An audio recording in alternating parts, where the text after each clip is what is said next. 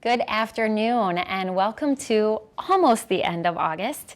So this is the week that our students are getting ready and going back to school. So if you have little ones who are heading back, I hope this has been a good week for you. Just want to remind everyone that as the school buses are out there and our students are waiting for the bus, to just take a little extra caution because it's a little bit busier every morning and it will be in the afternoons.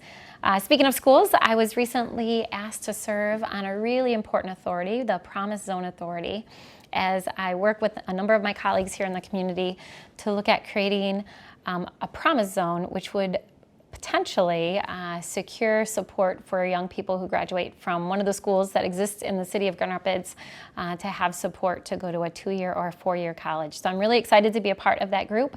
I do believe that this is a game changer because every single young person, regardless of the resources, should have the opportunity to go to college. So I'll look forward to filling you in on that. We have our first meeting coming up next month. A few other things happening here at the City Hall. We've had a couple of really busy City Commission meetings. Let's see, at our last City Commission meeting, which happened last week, we had a public hearing on a new ordinance called we call it CPTED, or Crime Prevention Through Environmental Design. And what that ordinance does is it sets out some rules and regulations and parameters for locations where we know that there is an opportunity, or I should say greater risk of crime. So there are requirements around transparency and lighting and security for locations such as liquor stores, illicit massage parlors, marijuana facilities or dispensaries. And so that will be back before the City Commission at our next meeting. We also received an update on our Vital Streets work. So you likely have seen a lot of construction happening throughout our city. So the full City Commission received an update on that. Granted, I know we have a lot of work to do, but we are really working through that year after year to upgrade our streets, and it's largely because of the support from voters.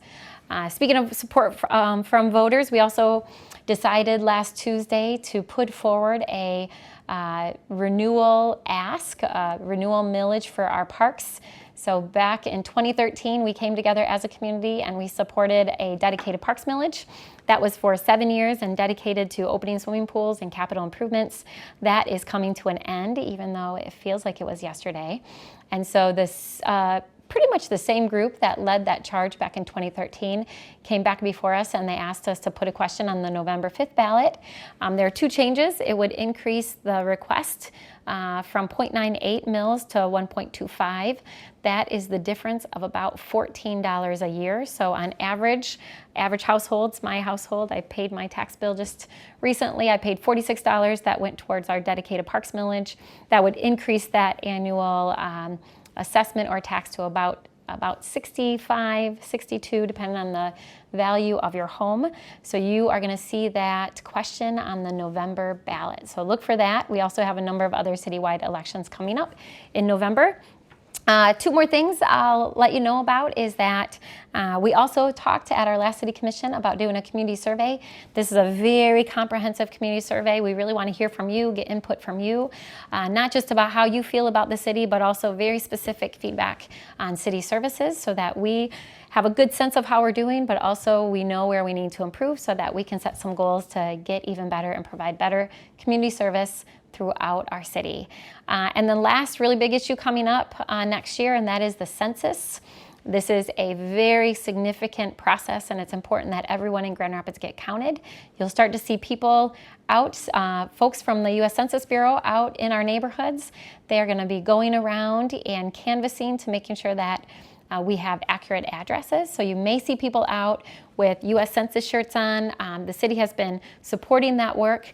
We also here at the city just recently hired a part-time census coordinator, and that individual will be working internally here at City Hall and help coordinating efforts throughout the city with all of our different partners to make sure that we are well prepared for the upcoming 2020 census. So with that, I hope those are a few updates, and I'll look forward to getting back with you next month.